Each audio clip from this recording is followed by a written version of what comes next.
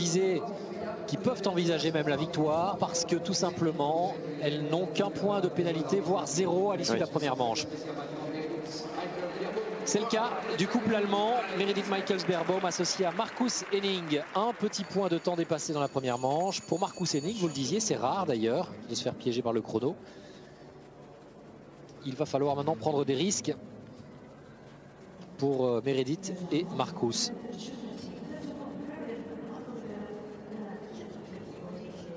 De toute façon, est-ce qu'ils vont essayer d'aligner un double sans faute tranquille, garder leur point, parce que de toute façon, le temps n'a plus d'importance pour eux. Et puis attendre que les autres fassent une faute.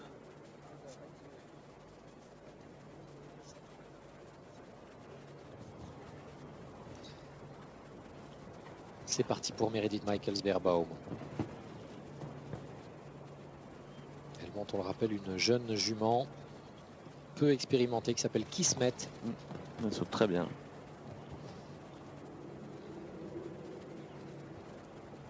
Oh, elle a pris quand même un virage très très serré. Oui. Pas de souci dans cet obstacle qui a pourtant causé la perte de bien des cavaliers depuis le début de la deuxième manche. Oui, exactement. Oui, attention. Ça touche et c'est pas tombé. Allez, la réussite est avec Meredith. Elle joue le chrono avec le point de temps dépassé. Elle n'a pas besoin. Ah, elle se dit peut-être qu'à un point, puisqu'il y a un autre couple à un point de temps aussi. C'est ça, alors d'accord. Elle veut aller chercher une place. Hein. Oui. Bien joué en tous les cas, Meredith, comme d'habitude. Précise et rapide, Meredith Michels-Beerbaum. Double sans faute pour elle aujourd'hui. Et vous voyez, avec pourtant un cheval dont vous disiez tout à l'heure, une jument, dont vous disiez tout à l'heure qu'elle est peu expérimentée. Oui, parce qu'on voit les résultats. Pour l'instant, on n'a pas encore gagné d'épreuves importantes. Voilà, c'était ça le sujet. Je dirais, en tout cas, voilà, ça n'a rien à voir avec la qualité, mais aujourd'hui, un cheval expérimenté, c'est un cheval qui gagne. De toute façon, le reste.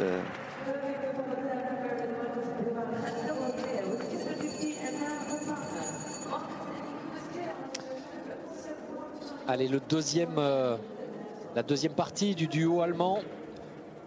Marcus Henning avec Plo Blue, son étalon néerlandais. Tout à l'heure, il n'a pas été rapide et c'est ce qui a coûté justement ce point de pénalité à l'équipe allemande, qui va peut-être coûter la victoire désormais. Il faut donc aller un peu plus vite et donner un petit peu de rythme. Alors on sait que Marcus Henning ne donne jamais l'impression d'aller vite et pourtant il est souvent efficace. Ouais. Mais alors tout à l'heure, c'est vraiment celui, je crois qu'on peut compter le nombre de fois où, sur les doigts de la main où il a eu du temps dépassé, hein, vraiment. Mais là en revanche, je pense qu'il est quand même parti de nouveau dans un faux train. Hein. Oui. Là où on a vu Meredith aller vite. Il lui prend toujours dans ces virages assez courbes. Il resserre toujours les courbes par rapport aux autres. Il gagne beaucoup de temps dans les courbes. Voilà, c'est fait. Allez, 43 secondes pour Meredith et 46. Non, pardon.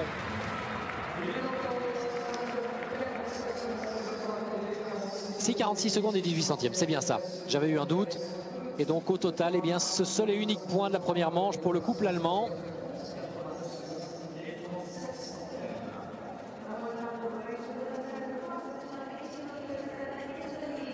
La première place provisoire est désormais, donc je vous le disais, 89 secondes et 37 centièmes. Hein. Oui.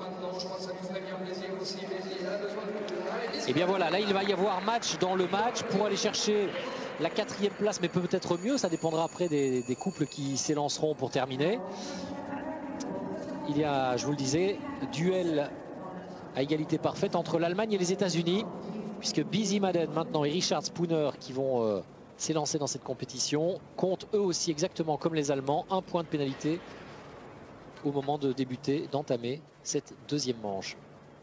Et c'est Busy Madden qui débute les hostilités avec sa jument Coral Reef Via Volo, une fille de Clinton, une jument belge. Les Américains qui se fournissent beaucoup en Belgique. Hein. Oui, beaucoup. Belgique, Hollande. On vient d'acheter un cheval, le cheval de Gregory Watley, qui est la jument qui avait été deuxième du Grand Prix Coupe du Monde l'année dernière de Morzel. Voilà. Le dernier achat de Busy Madden.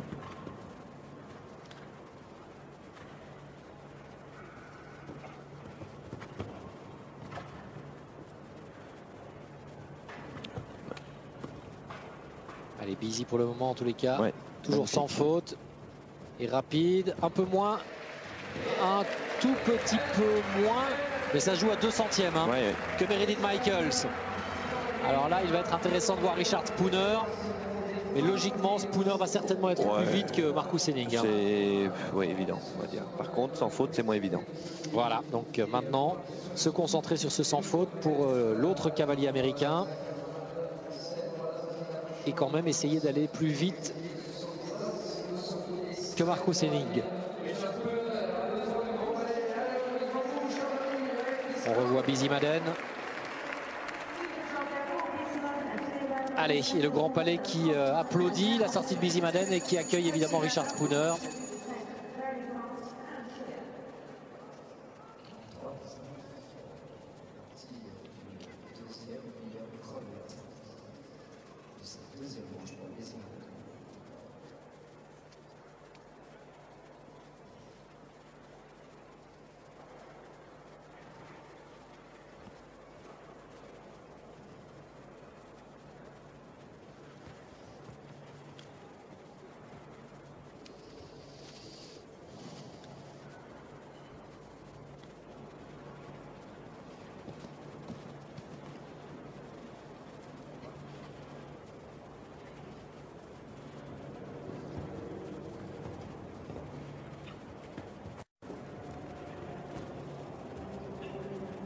Spooner, double vainqueur, je vous le disais, du manche, 2 manches du Global Champions Tour à Monaco. Ce qui est étonnant, c'est qu'on n'a pas d'équipe hollandaise avec une cavalière hollandaise. Oui, mais c'est vrai que les cavalières hollandaises ne sont pas spécialement bien classées au classement mondial.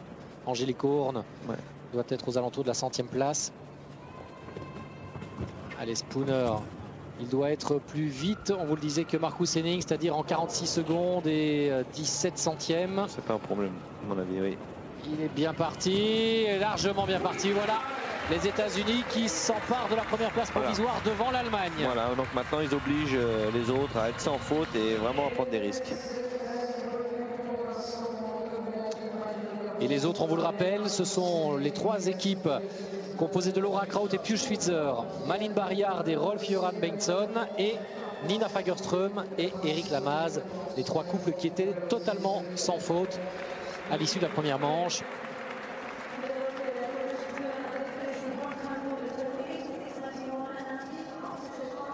Et le classement pour le moment, on nous donne Busy Madden et Richard Spooner devant Meredith Michaels et Ludger Beerbaum. Luciana Diniz et Billy Twomey occupent la 3e place.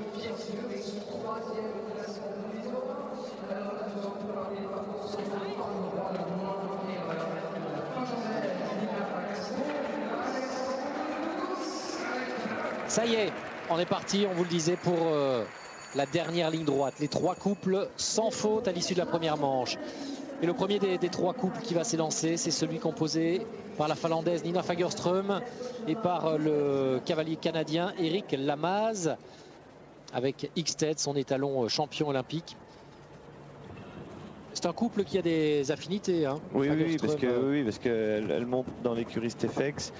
Pour laquelle montait également Eric Lamaze. Il a quitté désormais. Oui, ils ont fait beaucoup de travail ensemble, donc ils se connaissent très bien et pendant pas mal d'années.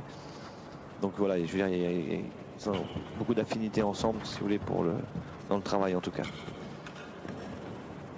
Allez, Nina Fagerström, attention, il faut le sans faute, c'est un impératif. Elle n'amuse pas le terrain non plus. Hein. Oui. Oui. Elle prend les risques maximum. Et puis Lamaze avec Hickstead, c'est pas un problème derrière. Allez, parfait. Ça passe et regardez le chrono. En moins de 41 secondes. Super. Elle est tout simplement la plus rapide de toutes les cavalières que l'on a vues jusqu'à présent. 40 secondes et 5 dixièmes pour Nina Fagerström. Elle a fait tout ça avec beaucoup de talent. Oui. Talent, c'est aussi le nom de la monture de Nina Fagerström. Un Hongo-néerlandais de 11 ans. Ouais, magnifique. Ouais, c'est une guerrière, hein, Nina, attention. J'ai l'impression qu'il y en a de plus en plus chez les cavalières. De trop même. On est le seul sport mixte. Cavalier. On est le seul sport olympique mixte. Ouais. On n'a pas de chance. Ça dépend de quel point de vue on se place. Moi je me place au point de vue sportif. Mais bon, non, les filles deviennent de plus en plus fortes et c'est très bien. Allez, on a vu notre ami Kamel, que vous retrouverez d'ailleurs pour commenter la finale de la Coupe du Monde de dressage sur l'antenne d'Eurosport. Et après Nina Fagerström, et bien maintenant la balle est dans le camp de Eric Lamaze. Eric Lamaze, champion olympique cavalier canadien, qui s'est imposé sur la piste de Hong Kong avec ce petit cheval X-Ted, les talons néerlandais, 15 ans, mais toujours aussi efficace et rapide. Hein. Exactement. C'est parti, objectif sans faute. Le sans faute, et c'est la première place provisoire pour le couple finno-canadien.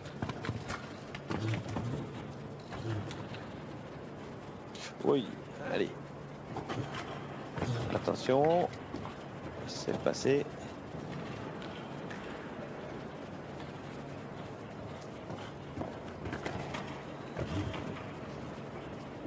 Magnifique, allez. Dernière ligne. Ça, c'est pas un problème normalement. Et Superbe. ça passe. Et encore plus rapide que sa coéquipière. Ne cherchez plus, les leaders, ils sont là. Eric Lamaze en 39 secondes et 82 centièmes. Ça va nous donner un total cumulé à peine supérieur à 80 secondes. Ouais, magnifique.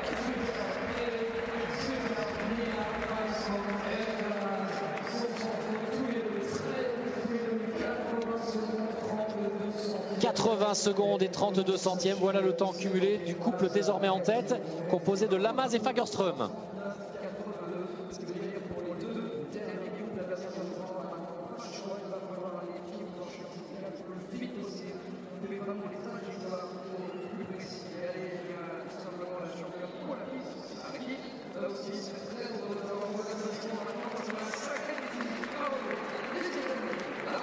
Voilà le classement provisoire.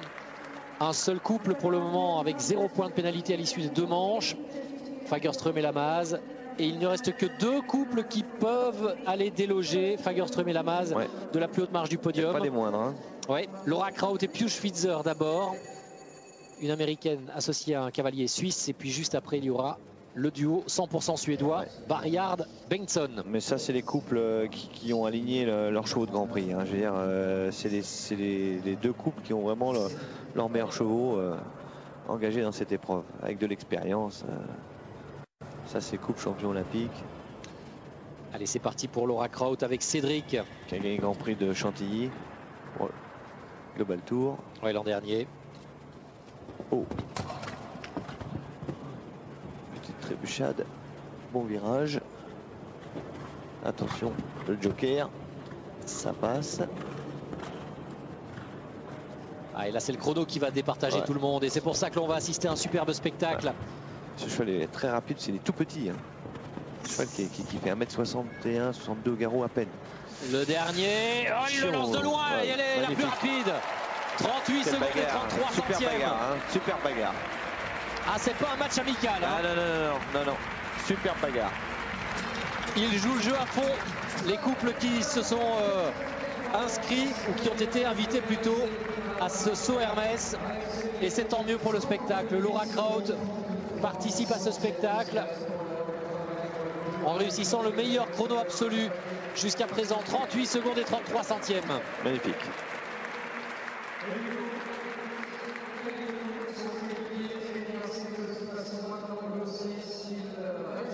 Ah, quel saut sur le mur, magnifique. Elle est partie de loin. Hein. Ah oui. Faut pas. Là, faut aller jusqu'au bout. Hein. Voilà. Pas de moment de doute. Oui, une fois qu'on a pris la décision, il ne faut plus en changer. Faut plus en changer. Bravo en tous les cas à Laura Kraut. Est-ce que désormais son partenaire Pius Schwitzer avec Carlina va pouvoir se hisser à ce niveau et surtout être aussi rapide ou quasiment aussi rapide pour devancer le couple Lamaze-Fagerström? On a quand même le couple qui était numéro 1 mondial il n'y a pas si longtemps que ça et beaucoup d'expérience. Non, il n'y a pas de raison. Bon, le 4 points peut toujours arriver, bien sûr, mais. Pius Schwitzer qui avait perdu une de ses montures hein, quand même. Bien sûr. Et c'est ce qui lui a probablement coûté cette place de numéro 1 mondial. Cela cumulé aux excellentes performances régulières de Kevin Stone. C'est parti pour le Suisse, sans faute obligatoire, on vous le rappelle, et si possible en moins de 40 secondes. Il n'enfile pas